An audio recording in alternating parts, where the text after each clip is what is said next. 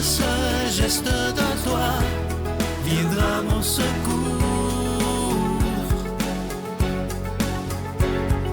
Viens semer dans mon âme le grain de l'amour.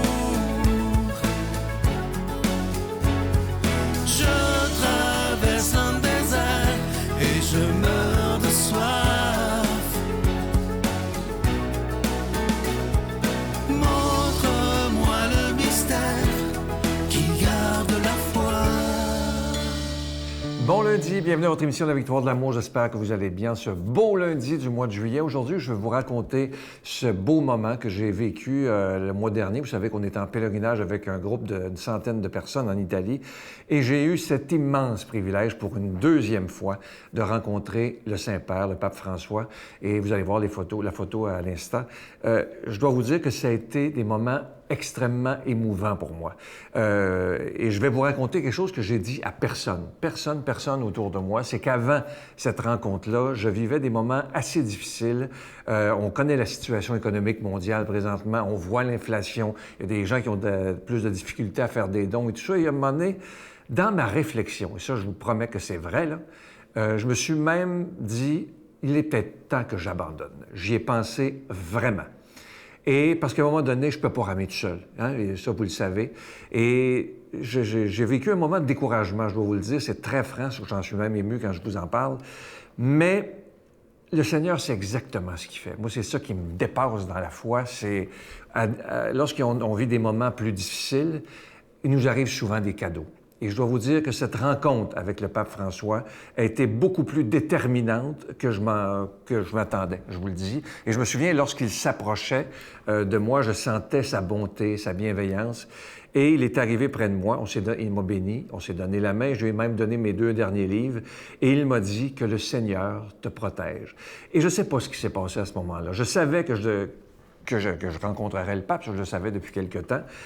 Mais il s'est passé quelque chose. C'est comme si à l'intérieur de moi, le Seigneur me disait, Sylvain, arrête de t'en faire pour rien. Arrête de t'énerver avec ça. Je suis là depuis le début pour prendre soin de cette œuvre. Et à l'intérieur de moi, ça me disait, j'ai pas eu de vision, là, mais ça me disait très fort, même pendant que tout de suite après que j'ai eu quitté le pape, c'est comme si Dieu me disait, Sylvain, je vais mettre dans le cœur des bienfaiteurs de la victoire de l'amour ce qu'ils doivent faire et arrête de t'inquiéter. Et je dois vous dire que cette rencontre avec le pape François aurait été déterminante parce qu'aujourd'hui, je peux vous dire avec toute la foi de mon cœur, toute la fougue que vous me connaissez, sur ma parole d'honneur, que jamais je n'abandonnerai l'œuvre. Je suis là pour rester, même si j'ai eu des doutes. Ça prouve évidemment que je suis un humain comme tout le monde, hein, qui peut avoir ses doutes, ses peines, ses tracas. Mais après cette rencontre avec le Saint-Père, j'ai senti le Seigneur qui me redonnait un nouveau souffle pour continuer pour des dizaines et des dizaines d'années encore. Et ça, je veux prendre le temps aussi de remercier ce matin Monseigneur Christian Lépine, qui est l'archevêque de Montréal. C'est grâce à lui qui a facilité les choses, parce que c'est compliqué de rencontrer le pape, évidemment. Mais c'est grâce à lui que j'ai pu le rencontrer et je l'en remercie infiniment.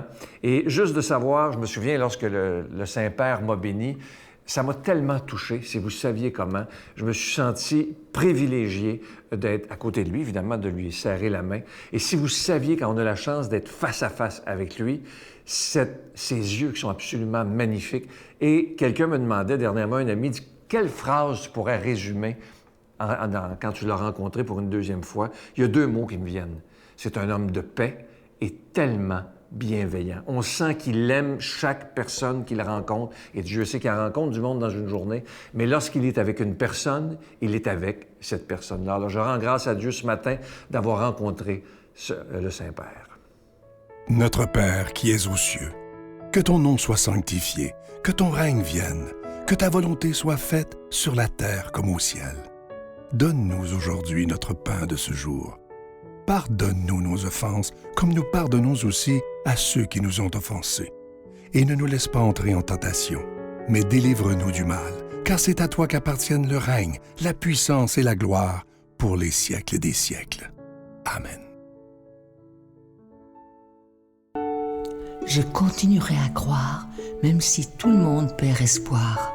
Je continuerai à aimer, même si les autres parlent de haine. Je continuerai à construire, même si les autres détruisent. Je continuerai à parler de paix, même au milieu d'une guerre.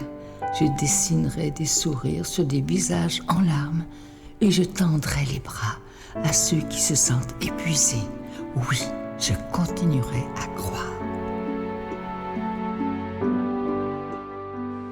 Si vous saviez comment je suis heureux et content de vous parler de ce magnifique cadeau du mois, c'est beau comme ça se peut pas. Ça a été fait exprès, sur mesure pour la victoire de l'amour. Vous voyez à l'écran, c'est une carte qui est en stainless steel, en acier inoxydable, et c'est grandeur carte de crédit, donc ça va bien dans un porte-monnaie, dans nos poches, dans l'auto, peu importe. Et regardez la belle phrase, le beau visage du Christ, de Jésus. « Ne crains rien, car je suis avec toi. » Moi, mon rêve, c'est que vous l'ayez, évidemment, qu'on ait tous une carte comme ça, parce que c'est très, très beau. C'est pas en carton, ça se défera pas. Et que vous en donniez à vos amis, à vos petits-enfants, à vos enfants. Et c'est une belle façon. C'est pas magique, évidemment, mais juste de savoir que c'est symbolique, que Jésus nous dit quand ça va pas, ne crains rien, car je suis avec toi. Je vous rappelle que cette petite carte, elle est déjà bénie et j'espère que vous en ferez cadeau. Je vous rappelle que c'est avec un don de 25 $ et si vous en voulez deux, avec un don de 40 $. Je vous donne l'adresse, la Victoire de l'amour, case postale 120, succursale Boucherville à Boucherville, J4B 5E6, je vous la redonne, la Victoire de l'amour, case postale 120, succursale Boucherville à Boucherville, J4B 5E6. Également par téléphone, par carte de crédit du lundi au jeudi de 8h à 17h dans le 514-523-4433, 523-4433 ou sans frais le 1-888-811-9291, 1-888-811-9291 et aussi sur notre site Internet. Vous savez que c'est un moyen très rapide, sécuritaire et efficace de faire votre don, le www.lavictoiredelamour.org. Alors, je vous rappelle ce magnifique cadeau du mois. C'est une belle exclusivité de la Victoire de l'amour. Voyez à l'écran à quel point c'est magnifique. Merci de tout cœur.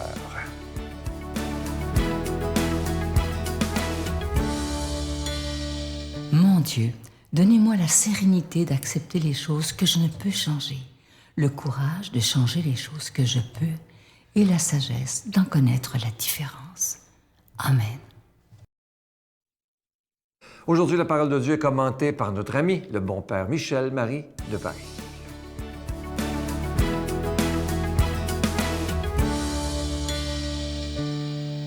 Bonjour à vous tous, mes frères bien-aimés. Aujourd'hui, comme hier et je l'espère demain, nous sommes en compagnie de Jésus et nous l'écoutons parler aux apôtres et donc à tous les baptisés du monde dont vous êtes sans doute. Et si vous n'êtes pas baptisés, Jésus vous parle aussi, car vous n'êtes pas en dehors de son cœur. Il rêve de vous combler par sa parole, mais aussi par sa grâce, autant dire par sa présence qui, au plus intime de notre être, nous étreint. L'évangile de ce jour nous montre Jésus alors qu'il est en train d'évoquer son cousin Jean-Baptiste. Et bien entendu pour en dire du bien. Et par là, il nous enseigne qu'il est important que nous valorisions les autres dans ce qu'ils sont et surtout dans ce qu'ils font. Nous sommes toujours beaucoup trop silencieux quand il s'agit de louer le travail des autres, comme si ces derniers nous volaient un petit éclat de gloire. Mais c'est ridicule. Il y a de la place pour tout le monde sur la terre, sans compter que l'avenir de la foi dans les cœurs suppose des milliers, pour ne pas dire des millions d'interventions, d'initiatives, de créations, et les âmes sont si différentes les unes des autres qu'il faut absolument qu'il y ait une diversité d'apôtres pour atteindre des psychologies et des sensibilités dissemblables. Même si le Christ est Dieu, il a eu besoin de Jean-Baptiste et de son témoignage pour préparer les cœurs à sa venue. Et il en est conscient et il est donc reconnaissant. C'est donc la première leçon de cet évangile à mettre en œuvre. Prenons l'habitude, vous et moi, de nous émerveiller du travail des autres et de louer haut et fort les personnes qui l'accomplissent. Soudain, Jésus est interrompu par un homme désespéré qui vient de voir mourir sa petite fille. Et comme nous le savons tous, il n'y a rien de plus atroce ici-bas que de perdre son enfant. La petite ne respire plus, elle est bel et bien morte, et cependant, cet homme a pris la route avec un espoir en plein cœur, rencontrer ce Jésus, dont on dit qu'il guérit les hommes de toutes les maladies, et le bruit court aussi qu'il ressusciterait les morts. Le voici donc, ce brave homme, à genoux devant le Christ, mais que dis-je, non, prosterné de tout son long, devant cette puissance d'amour incarné, dans laquelle il croit fermement, puisqu'il lui dit, sans aucune hésitation dans la voix, « Ma fille est morte à l'instant, mais viens lui imposer les mains et elle vivra. » Là, nous constatons que la foi ne doit pas être confondue avec le doute. La foi est certitude, c'est une adhésion, c'est une confiance absolue en la présence de Dieu agissante sans qu'aucun élément humain ne vienne à notre secours. Par exemple, personne n'est revenu d'entre les morts pour me prouver que la vie éternelle existe. Vous êtes bien d'accord avec moi? Mais je le crois, non pas parce que ce serait aberrant de voir se perdre dans le néant tout ce que nous avons construit, mais parce que Jésus a dit à la face du monde qu'une autre vie nous attend, et que lui-même, d'ailleurs, a franchi les portes de la mort victorieusement. J'ai donc confiance en Jésus, sans doute comme vous, et parce que j'ai confiance en ce qu'il nous a dit, sans doute comme vous, j'ai foi en la vie éternelle. Je le redis, la foi est certitude. Elle se confond avec ma confiance dans notre Seigneur Jésus-Christ. Aussi cet homme qui supplie le Christ de venir chez lui pour que sa fille, morte, revive, est un exemple parfait de foi que nous ferions bien d'imiter. Ne soyons pas toujours incertains, fébriles dans notre foi. Il n'y a rien de pire que de flotter entre deux eaux. La suite de l'histoire n'est que la récompense de la foi vivante de cet homme, de ce pauvre papa au cœur rempli de chagrin. Jésus se met en route et arrive à la maison où la petite repose, entre des cierges allumés, le corps rigide, froide comme la mort. Il prétend, sous les moqueries des gens qui arrêtent de pleurer pour le critiquer, que l'enfant dort. Jésus s'approche d'elle, lui prend sa main gelée, la réchauffe de son amour et rend à son père cette petite fille plus vivante que jamais. Je vous bénis tous en croyant que cette bénédiction est efficace et fortifie votre foi. Amen. Je vous salue Marie, pleine de grâce. Le Seigneur est avec vous. Vous êtes bénie entre toutes les femmes, et Jésus, le fruit de vos entrailles, est béni. Sainte Marie, Mère de Dieu, priez pour nous pécheurs, maintenant et à l'heure de notre mort. Amen.